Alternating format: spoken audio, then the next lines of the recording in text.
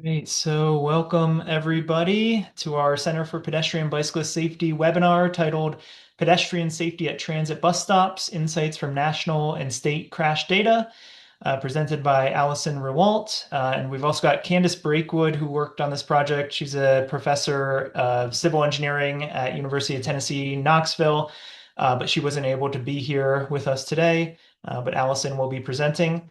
My name's Nick Ferenczak. I'm the director for the Center for Pedestrian and Bicyclist Safety and a professor in the civil engineering department at the University of New Mexico. Our center is a US DOT supported 5-year university transportation center, and it's led out of the University of New Mexico, but we've also got San Diego State, Berkeley, University of Tennessee, Knoxville, and University of Wisconsin, Milwaukee on the team as well. We've got a ton of great research going on, so please feel free to check out our website, pedbikesafety.org, and you can read up on all the research. And in addition to that, we've also got our webinar series. We should have a few more advertised here soon. We've got a monthly newsletter as well. If you go to our website, pedbikesafety.org, you go to the bottom, you can put in your email address to subscribe to that. And then we're also regularly posting on LinkedIn anytime we've got a paper or a new report or media coming out. So follow us there as well. For today's presentation, if you've got any questions, please feel free to put them in the Q&A box. So the bottom ribbon on your screen, there should be a Q&A. You can put all the questions in there. And then we'll have a Q&A session at the end, which our program manager, Ben Garland, will moderate. So without further delay, let's jump into it. So Allison Rewalt is a PhD student in transportation engineering at the University of Tennessee, Knoxville. Her research primarily focuses on pedestrian safety during the walk to and from transit bus stops.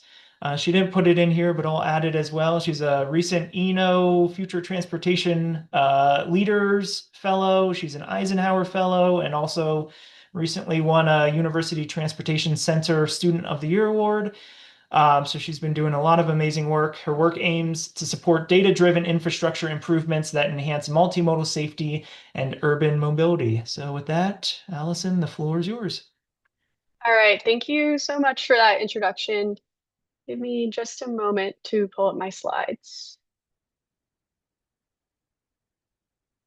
All right, thank you for that. Hi, everyone. My name is Allison. I'll be sharing some work today from our team at University of Tennessee on pedestrian safety at bus stops. We have completed 2 projects related to this for CPBS, and we have a third one ongoing. But today I'm going to be primarily sharing the results from our project from year 1 with CPBS, which you can find the report on the CPBS website. So first, I just want to acknowledge our bus stop safety team at UTK. So I'll be presenting this work on behalf of my advisor, Dr. Candace Brakewood, who's also the PI on this project. We also have worked with Dr. Chris Cherry, Dr. Asad Katak, and we have 2 undergraduate research assistants, Amelia Thompson and Daya Patel. So before I get into more of the technical parts of this presentation, I wanted to spend a little bit of time talking about why this topic matters and what motivated this work. So I'm going to first share a little bit of transportation history, some US transportation history. You may know this, but I recently learned it and I found it still very relevant to what I'm doing today. So in 1899, a real estate broker in New York City was stepping off of a streetcar at the intersection of Central Park West and 74th Street in New York City when he was hit by an electric taxi who was passing the streetcar as passengers were alighting. So this caused him to pass away the following day, marking the first recorded traffic fatality in US history. Now, I wanted to share this story because in 2026, over a century later, we're still seeing this same type of crash pattern happen near transit stops in the US. So as many of you are probably very familiar, the US has seen a very sharp increase in pedestrian fatalities since 2009. More specifically, we saw the largest number of pedestrian fatalities since 2009, or since 1981, excuse me. We're also learning that many of these fatalities are shifting from downtown areas into the suburbs, in part because of sprawling development patterns that have occurred over time in the US. Since transit trips in the US are predominantly bus-based, many bus stops are located along high-speed arterials, particularly those that are outside of downtown centers and more in those suburban areas. At the same time, we know that transit is one of the safest modes of transportation. Um, Prior research has found it to be up to 10 times safer per mile than travel by car. However, this figure primarily refers to the time spent inside the transit vehicle, and it doesn't include the walk to and from transit. So we have this kind of paradox where the out of vehicle stages of a transit trip can be relatively high risk, whereas the time spent inside a transit vehicle is one of the safest ways to travel in the US.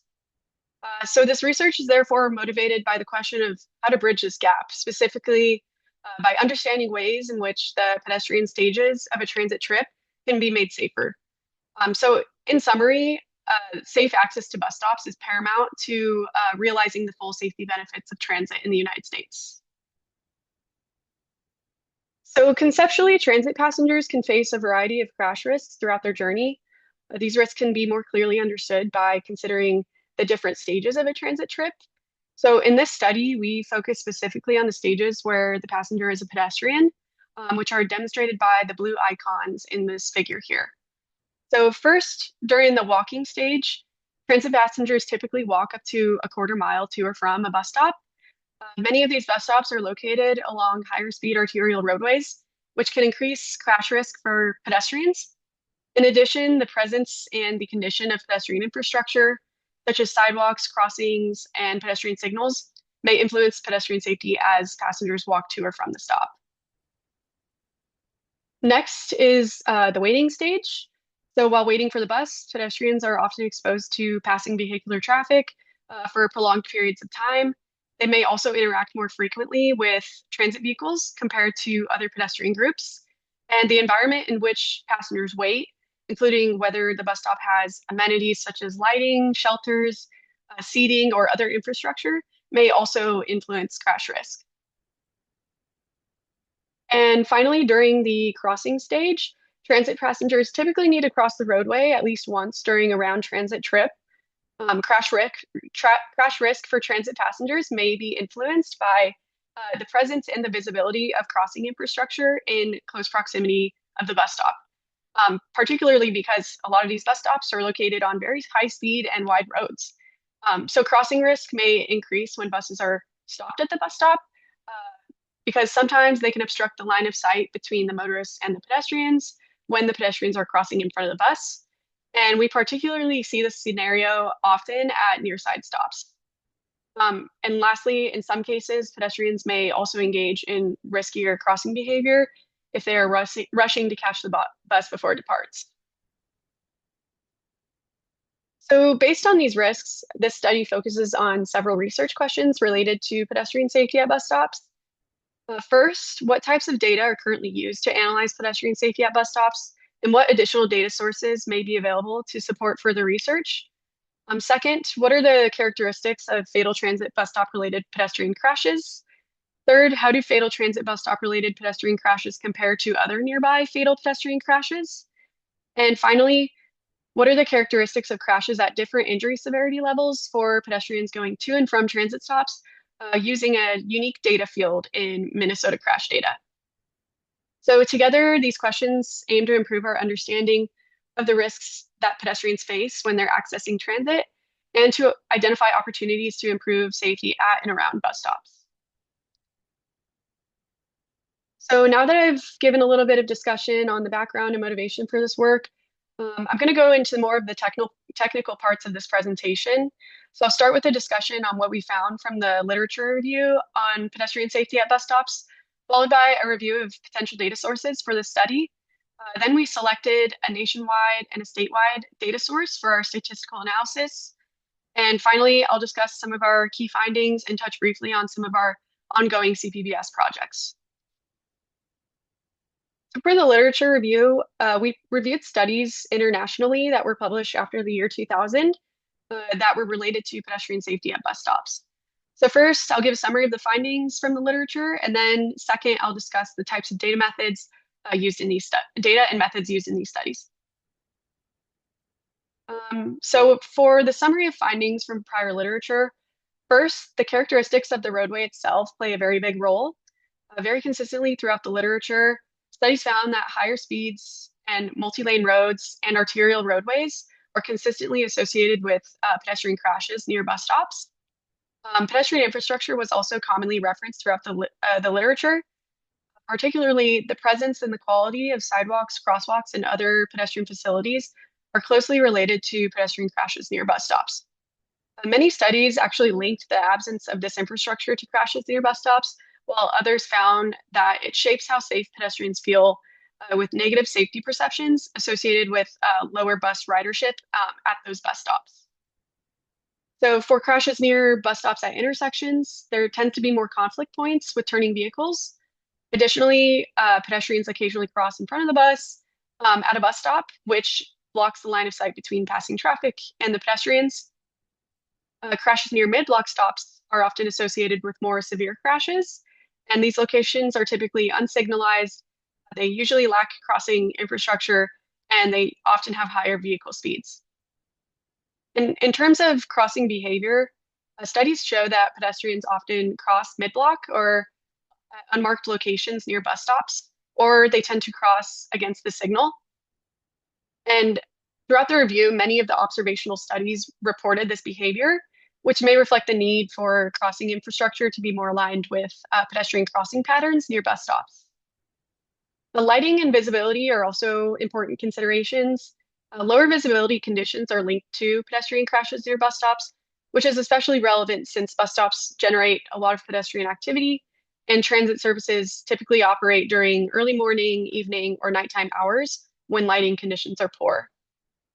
And finally, one of the key gaps we identified in the literature is that bus stop design and amenities haven't been studied as much as the other factors I discussed, especially in terms of the direct relationship of the presence of a bench, a shelter, or lighting with safety outcomes. So in terms of the data and methods used across these studies, we saw that three main approaches were used. In most of the studies, crash data was overlaid onto bus stop locations. So in this approach, a buffer radius is defined around each bus stop, and all the pedestrian crashes that fall within these radii are considered to be related to the bus stop in the analysis, which is what we have described as the location-based assumption. And we call it this because the study assumes that the crash is related to the bus stop based on the location of the crash relative to the bus stop. However, some of the crashes within these buffer radii may not have been related to the bus stop, and some related crashes may have occurred outside of these buffer zones. Additionally, where bus stops are closely spaced or when large buffer radii are used, duplicate cases can occur when a single crash falls within the buffers of multiple bus stops. So despite these limitations, it is commonly used due to the availability of both bus stop locations and pedestrian crash data. The second method involves reviewing crash narratives to determine bus stop involvement. This approach is more direct, but it can be time consuming, and it also can be subject to the interpretation of the reviewer. And ultimately, it was only used in 2 of the studies that we reviewed. And the last approach involved collecting field observations at bus stops. This method involves site visits or reviewing video data to observe pedestrian and motorist behavior near bus stops. This method is also time consuming, and it's typically conducted on a local scale, which does not always generalize well nationwide. So in summary, we identified a notable gap in the literature as none of these studies have reviewed or have analyzed pedestrian crash data that distinctly identifies bus stop related crashes. So this may be because there's a lack of such data. So instead, the studies inferred the relationship between pedestrian safety and bus stops using assumptions like the location-based assumption I previously mentioned. So since we found that none of the prior studies have used data that distinctly identifies transit bus stop related pedestrian crashes, we wanted to review national and statewide databases to see what kind of transit related information is available to support this kind of work.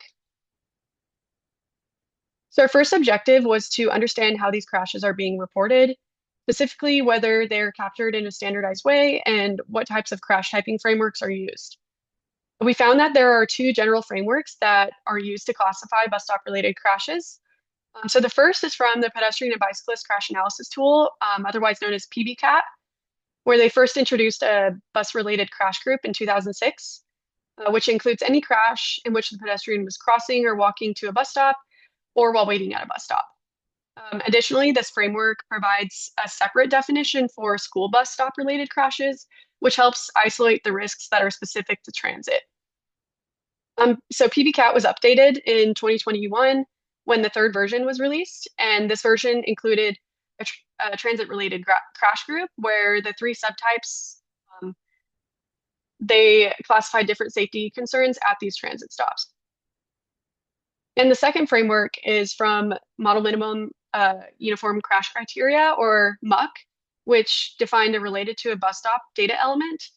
And it also has a going to or from public transit data element. So both of these were introduced in the fifth edition in 2017. However, the going to or from public transit was not carried over to the sixth edition, which came out in 2024. And the reason for that change isn't entirely clear, but it does point to a broader issue, which is the lack of consistency in how these crashes are defined and captured across different databases. So our next objective was to review publicly available crash databases to identify which ones at both the national and state levels use the frameworks I just discussed, or report a similar field outside of the PBCAT or MUC definitions.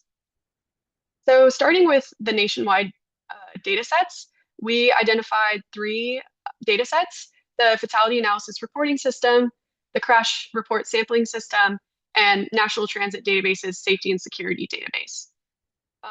So all of these datasets are nationwide, and they have several years of data available, which can support a more generalizable and longitudinal analysis. However, each dataset differs slightly in scope. FARS and CRSS are both crash datasets, but FARS is a census that only reports fatal crashes, whereas CRSS is a survey-weighted sample of crashes of all injury severity levels.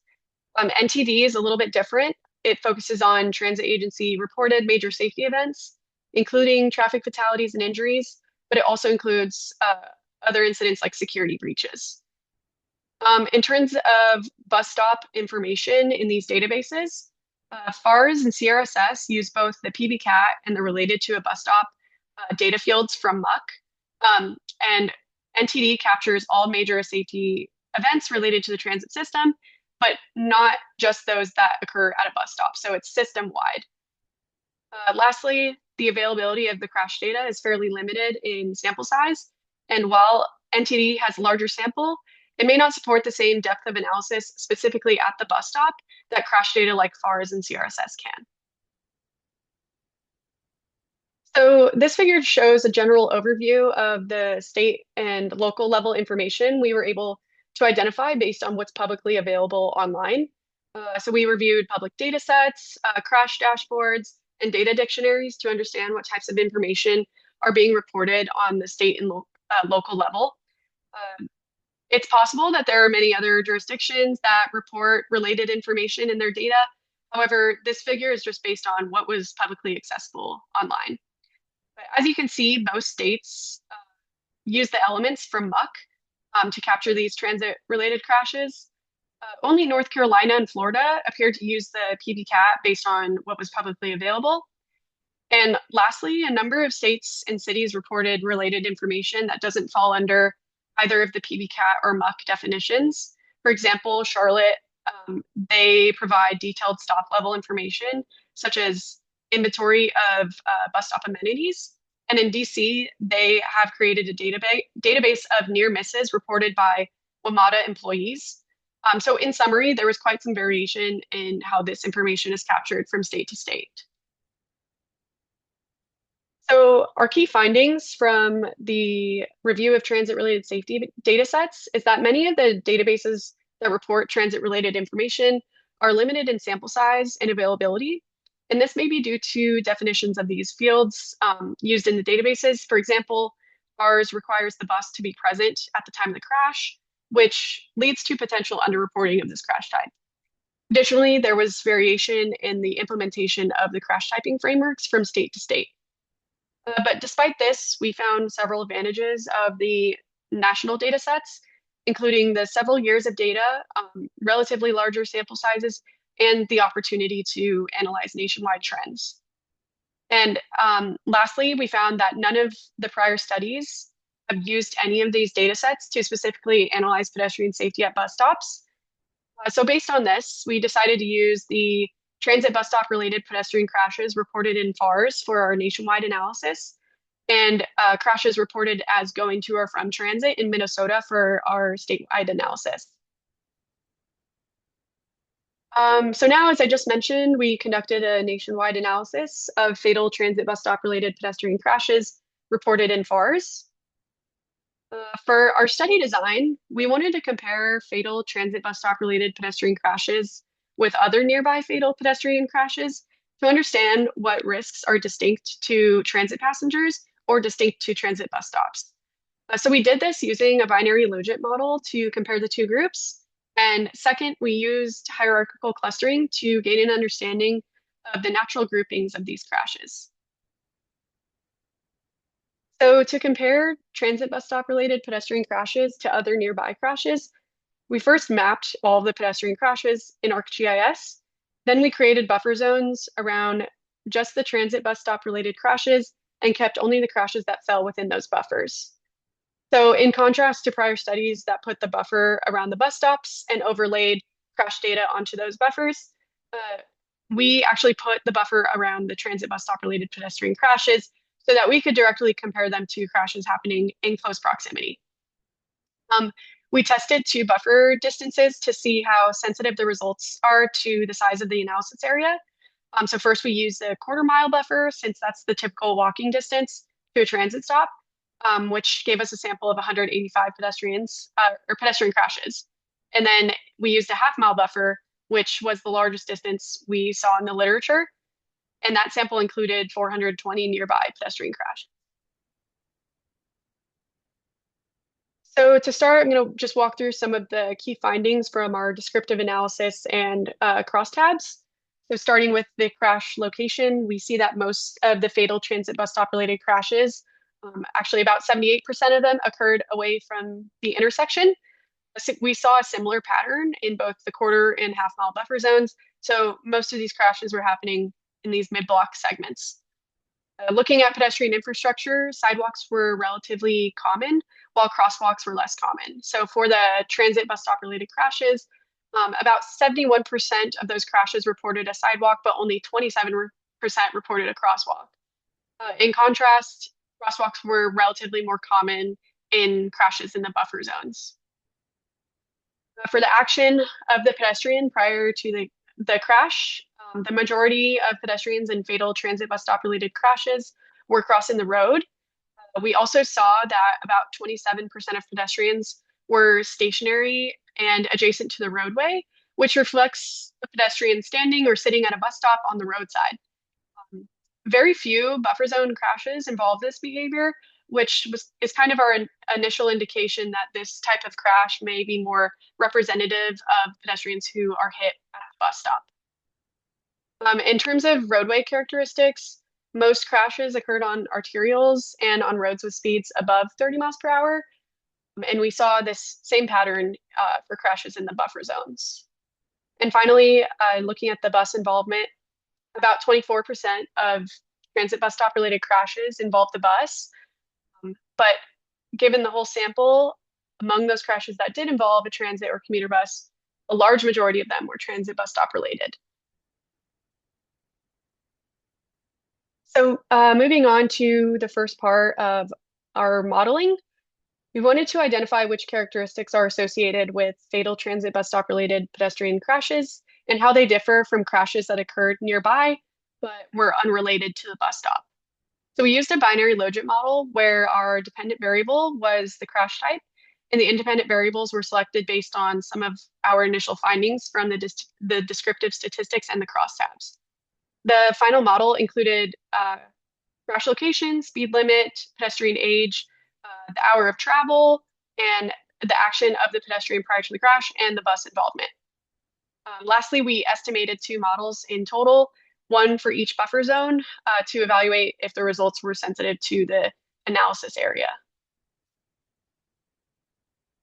So now I'm going to walk through the key results from the model, which are going to be the variables that were significant uh, in both models, so significant in both buffer zones.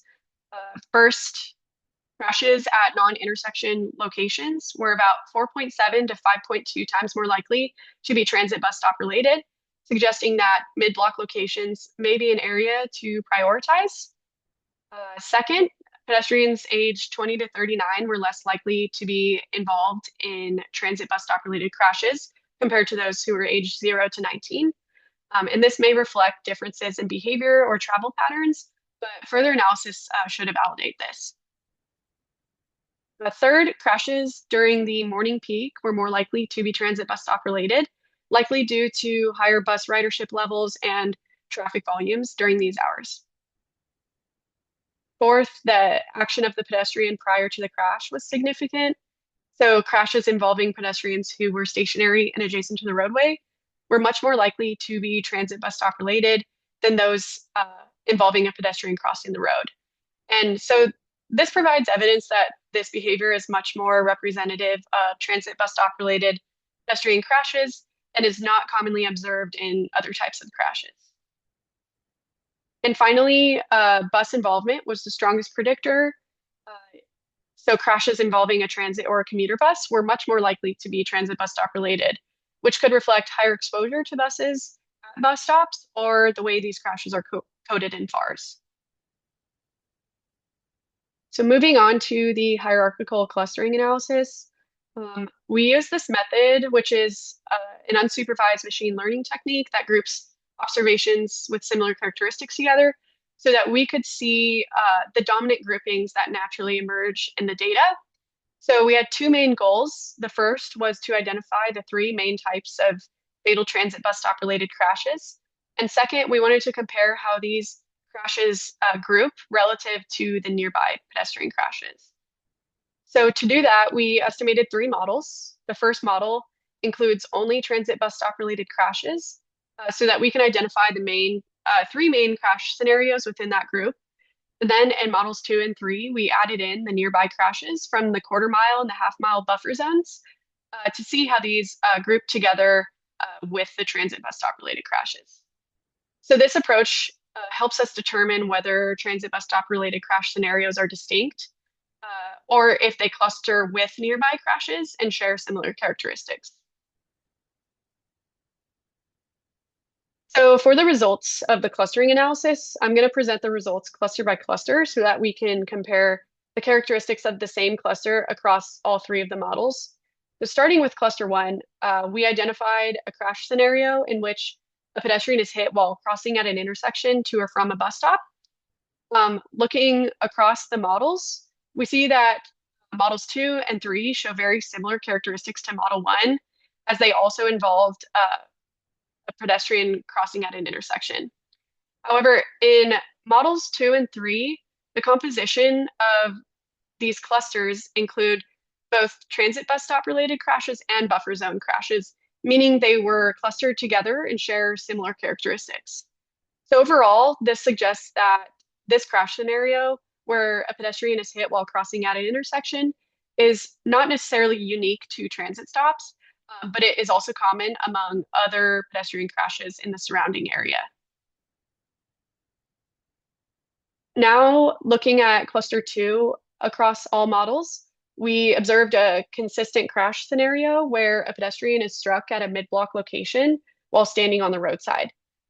In model 1, this can be interpreted as a pedestrian was hit while waiting at a mid-block bus stop. But what stands out is that in models 2 and 3, cluster 2 is predominantly composed of transit bus stop related crashes. So this was about 95% in model 2 and 70% in model 3.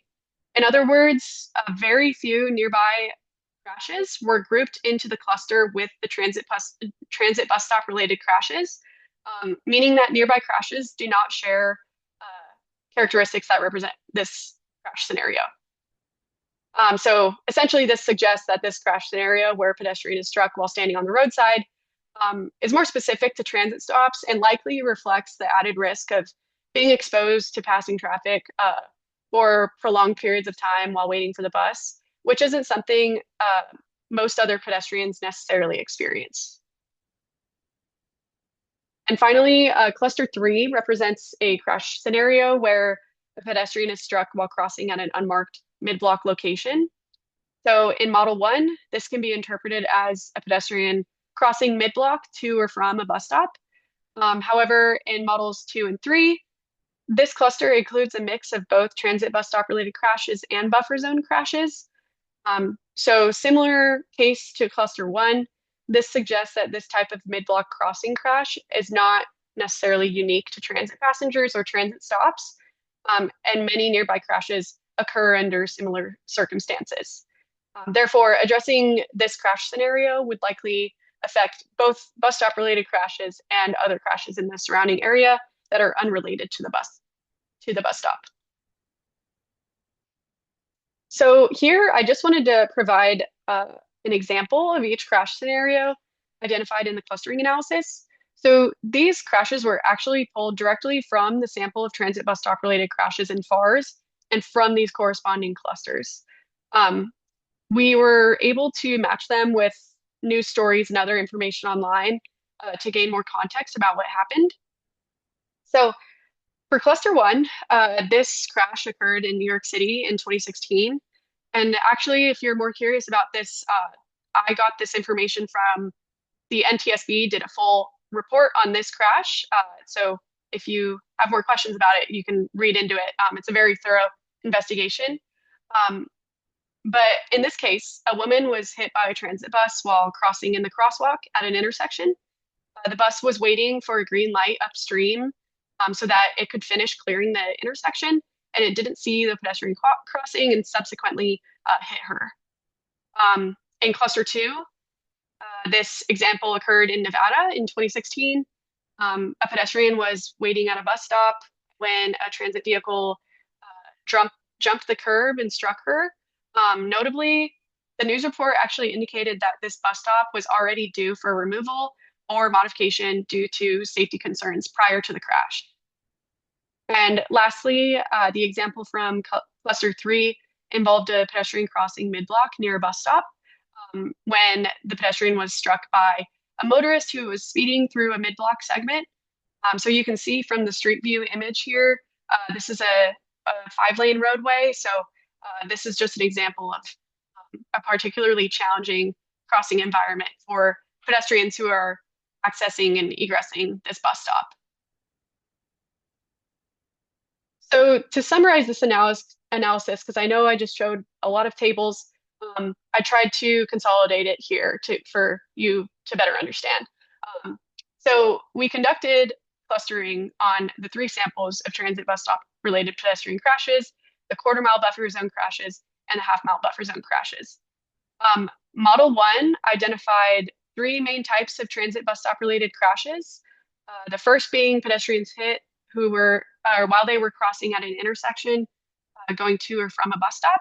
The second was pedestrians hit while they were waiting at a mid-block bus stop.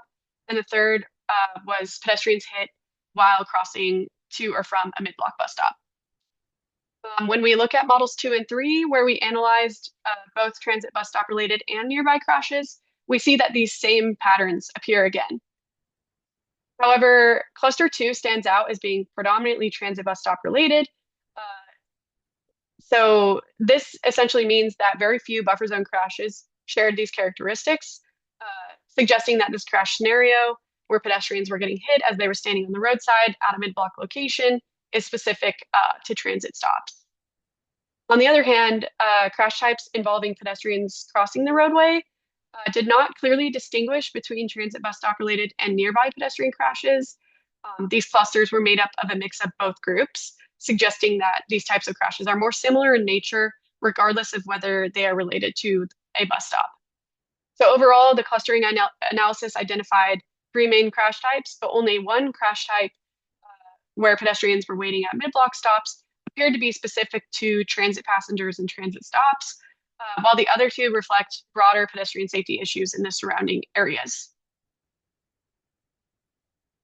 So lastly, we conducted a state level analysis using the Minnesota crash database identified in our earlier review to better understand the circumstances of transit related crashes. So for this analysis, we used Minnesota DOT crash data, and we reviewed 38 pedestrian crashes coded as going to or from public transit, which you may recall is the framework from MUC. So since the sample was so small, we were able to read each crash narrative and categorize them based on the transit-related terminology used by the reporting officer. We also used Google Street View to better understand the context of each crash. So essentially, the goal here was to understand how these crashes are being described in the crash reports and whether any consistent subtypes emerged based on the details in the narratives. We identified 6 categories of transit-related crashes based on the crash narratives. The most common situation was the pedestrian was walking to or from the transit stop, which was described in 43% of cases. The next most common was crashes in which the bus was the contact vehicle. We also saw about 8% of crashes were light rail related, and 5% involved pedestrians hit while waiting at the bus stop. And one crash actually was not transit related at all. It was simply that the bus driver was a witness and had recording from the video attached to the bus of the crash. And lastly, 29% of narratives included no transit related details at all, likely because this crash type is simply a checkbox on the report form, and it doesn't necessarily require further explanation from the officer. So to wrap things up, I'll briefly go over some of the key findings and conclusions from this work and how this project is tying into our ongoing research. So first, from the review of literature and transit-related safety data, we found that most studies overlaid crash data onto bus stop locations, likely because pedestrian crash data and bus stop locations are readily available for this type of analysis. But this approach requires some assumptions which may bias the results. Moreover, this was used so frequently because there is generally a lack of transit-related information in crash data. Even databases that use the PBCAT and the MUC frameworks may underreport these crashes, as some of these definitions are very rigid. For example, they require the presence of a bus, and they don't necessarily account for the entire walking trip to or from the bus stop. Lastly, one of the key ideas from this is that the absence of such data may not indicate the absence of safety concerns. Prior research has found that pedestrians' perception of safety directly influences their walking behavior. Therefore, a more proactive way to measure pedestrian safety at bus stops would be to look into transit trips that were suppressed, either because the pedestrian chose to walk to a safer bus stop or chose not to use transit entirely. So we addressed the gaps that I mentioned on the previous slide by using crash data that distinctly identifies transit bus stop related pedestrian crashes, which did not require any location-based assumptions. So from the statistical analysis, one of our key findings is that certain characteristics are more strongly associated with transit bus stop related pedestrian crashes compared to other nearby crashes. These include mid-block locations, peak hour crashes, pedestrians who were standing adjacent to the roadway prior to the crash, and crashes involving a bus. We also found that different stages of a transit passenger's journey correspond to distinct crash types, such as crossing to or from a bus stop or waiting at a bus stop. At the same time, we observed some similarities between transit bus stop related crashes and other nearby crashes. For example, 2 of the crash types we identified in the clustering analysis, those involving crossing mid-block and at intersections, were also commonly observed in nearby crashes. And these crashes, in general, mostly occurred on higher speed arterial roadways. Finally, this analysis revealed an area to prioritize pedestrian safety at bus stops. We saw that crashes occurring at mid-block locations are much more likely to be transit bus stop related, about 4.7 to 5.2 times higher than at intersections. We also saw that 2 of the transit bus stop related crash scenarios from the clustering analysis were associated with mid-block locations. So this highlights mid-block locations as an important area for future research. And this is also potentially an opportunity to implement some countermeasures that could have great effects on enhancing bus stop safety. So finally, we have some ongoing work building on this project. We just wrapped up this year two project, which is currently under review, and we're hoping it will be available soon. In this project, we use transit bus stop related pedestrian crashes from both FARS and CRSS to conduct a severity analysis and identify characteristics associated with more severe crashes at bus stops.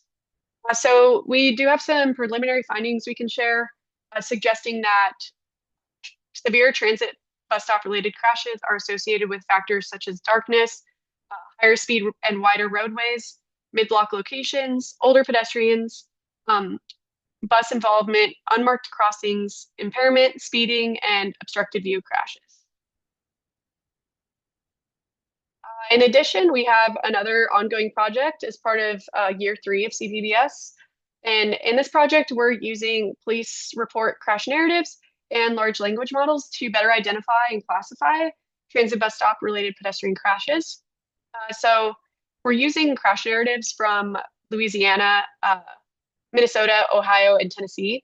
And you may remember from earlier in this presentation, Louisiana and Minnesota use the MUC framework to report going to or from transit pedestrian crashes.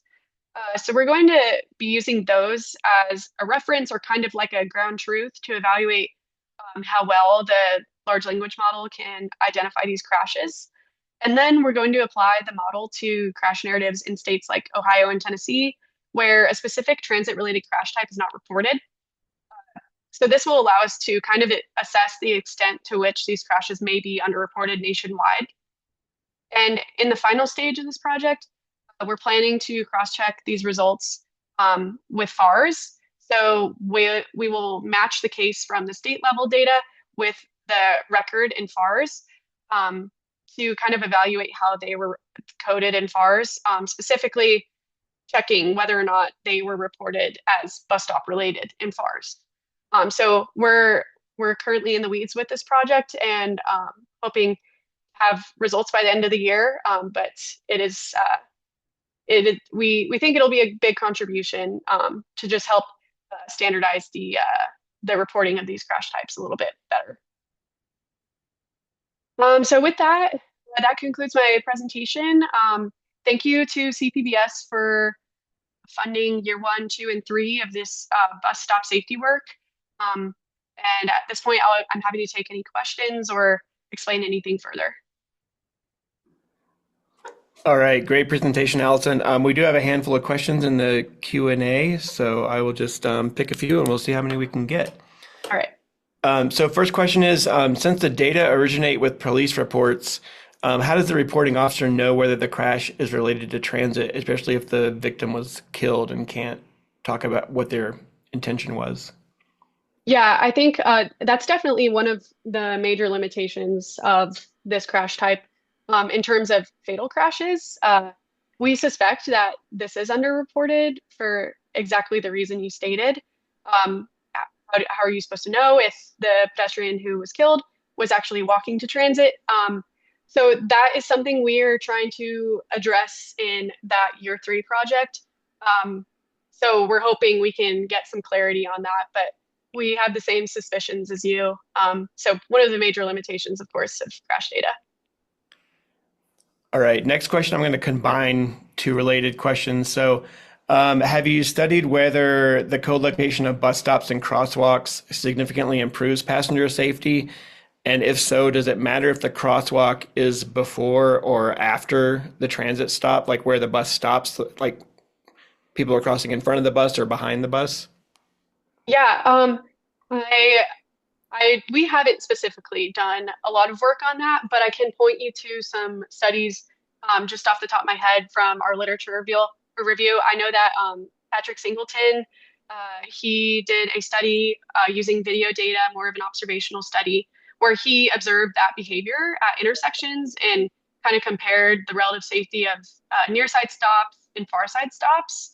I also know that there's another study. I don't know the first name. The author's last name is Craig, and they specifically observed motorist yielding behavior at crosswalks near bus stops, and actually found that the yielding behavior is worse at crosswalks near bus stops than at crosswalks not near bus stops. So, um, yes, short answer, we haven't done much of that, but something we're interested in, and I'm gonna go back to this slide here.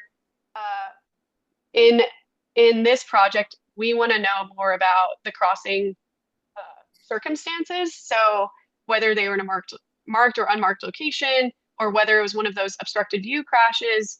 Um, Maybe we can also add to this and see if we can determine based on the narrative if it happened near side or far side, and kind of get some clarity on that issue. All right. Next question. This is an interesting one. Do you have any thoughts of why public transit vehicles don't have flashing stop signs like school buses? Yeah, that's a great idea. I don't know. I think that's a really good policy recommendation, because I guess it varies from jurisdiction to jurisdiction, but those seem to have some effect on school buses, especially people just exercising more caution, knowing that there's children nearby. But yeah, I think that's a great point. It's something that should be considered. It'd be interesting to do kind of like a pilot of that somewhere, and observe how the motorists are reacting to it. But yeah, that's a really great point. Next question. Have you done any research or come across any data that shows where there's a differences in transit crashes in rural, suburban, or urban contexts?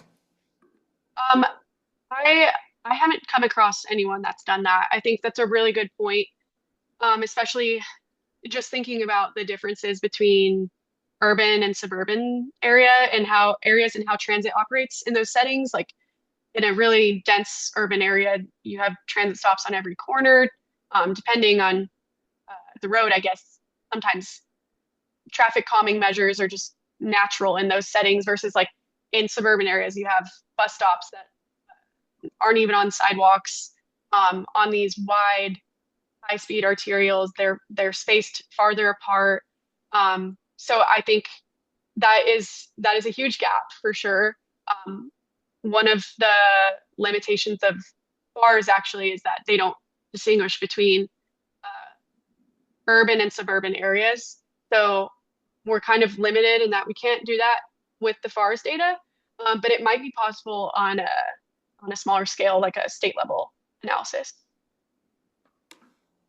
Great. Have you come across any data about or any of the crashes in their data set that were caused by autonomous vehicles or like information about how autonomous vehicles interact with people who are moving to and from transit stops and getting on and off buses and that kind of a thing?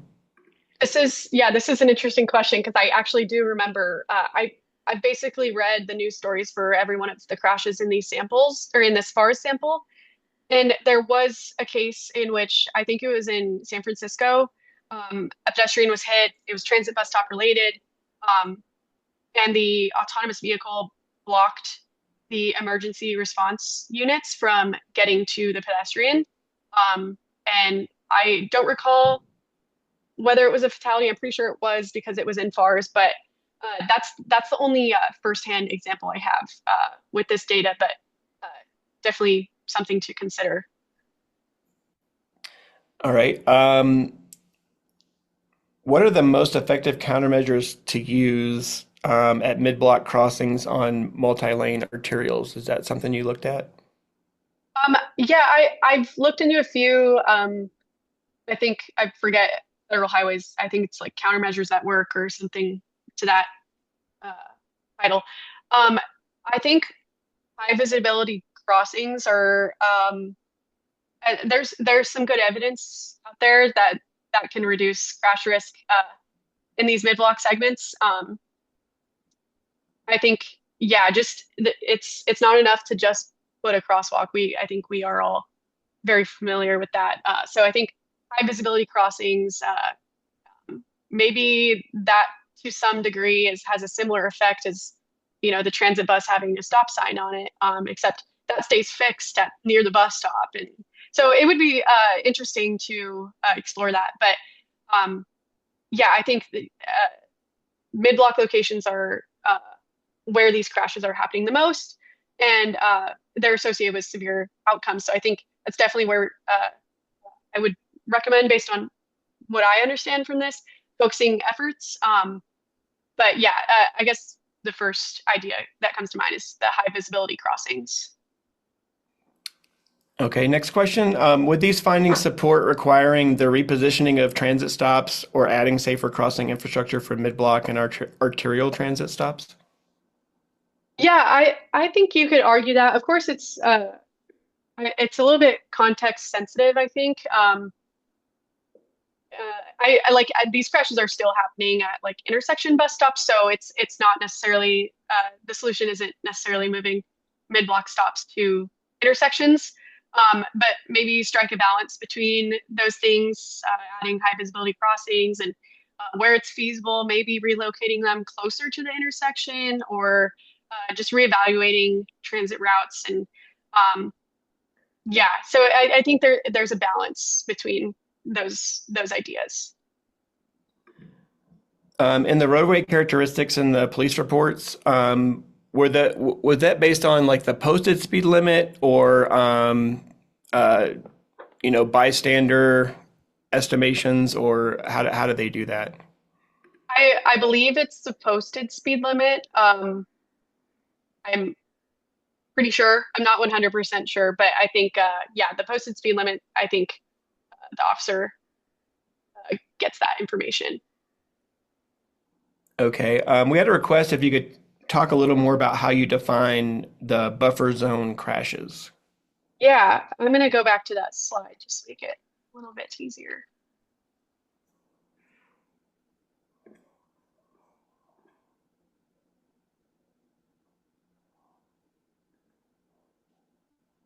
Okay. All right. So yeah, so we wanted a direct comparison between transit bus stop related crashes and crashes that happened in close proximity. Um, so basically, we just put the transit bus stop related crashes. We had their geo coordinates. We put them in ArcGIS, and then we defined these quarter mile and half mile radii around the transit bus stop related crashes.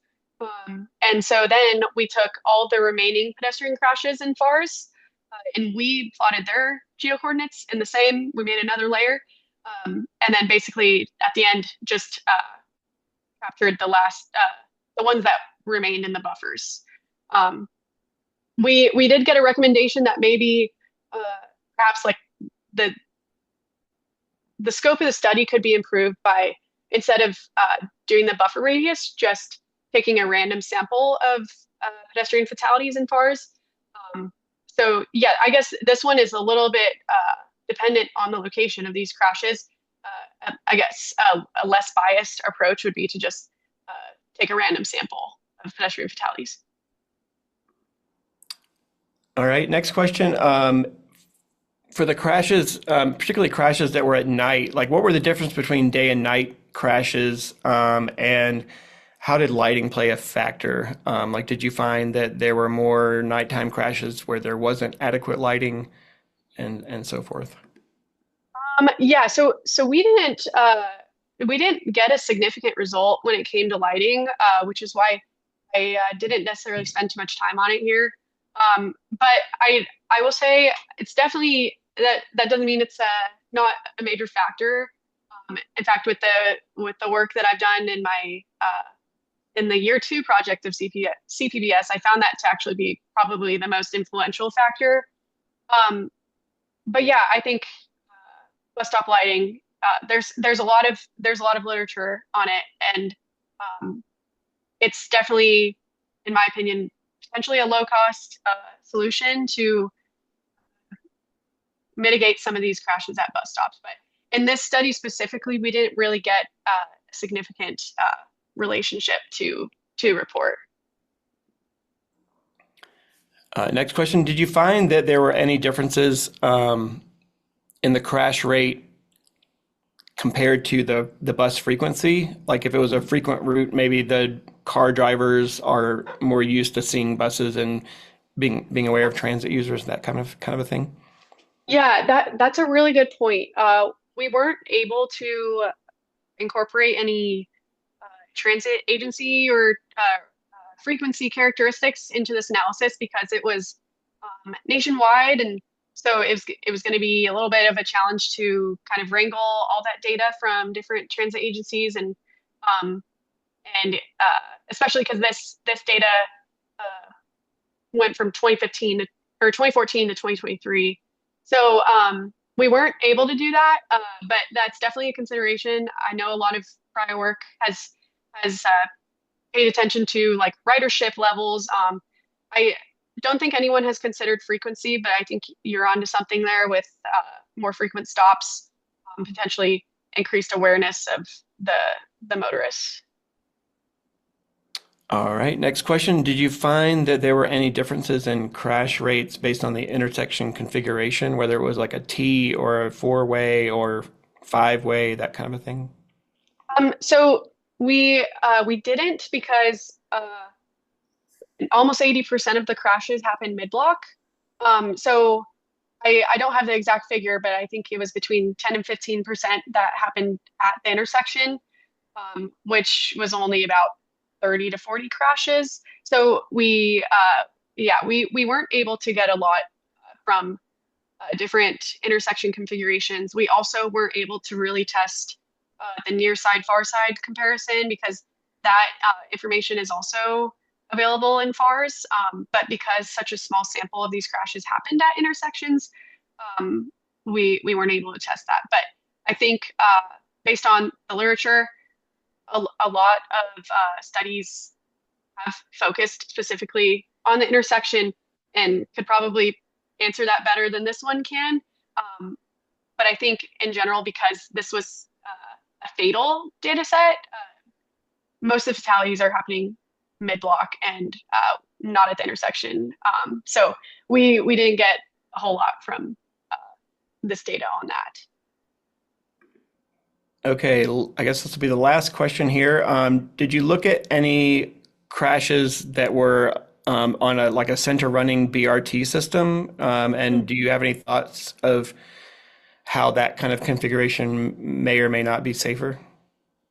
Yeah, I recall there being one crash that happened on under those kind of circumstances in Indianapolis, but I we don't really have a whole lot in this study that can support an argument in one way or the other. But I do know that Dr. Ferenczak has done some work on that and um, ultimately found that surrounding motorists have reduced speeds. There were less pedestrian crashes. So I think um, it is one way to implement a safer bus stop system.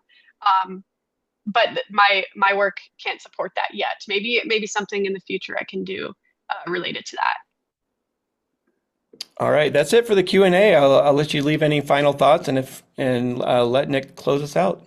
Thanks, Allison. Yeah, yeah. Thank you so much for all the great questions. You guys have given me lots of ideas.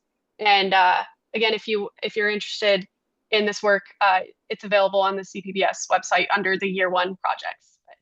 But, yes, thank you. Thanks so much for the presentation, Allison, and thanks everybody for being here and all the participation. And I will say about BRT, we did some research looking at BRT and safety here in Albuquerque. Overall, there were really strong improvements in road safety with the implementation of the center running BRT. For pedestrian safety, it was a little more hit or miss because we didn't have a good idea of how much pedestrian activity was going on out there. So you can't really say in terms of pedestrian safety, but overall safety, some really strong improvements with the BRT system. So anyway, thank you everybody for being here, and yeah, feel free to check out our website, subscribe to our newsletter, and hopefully see you at future webinars. Thanks, everybody.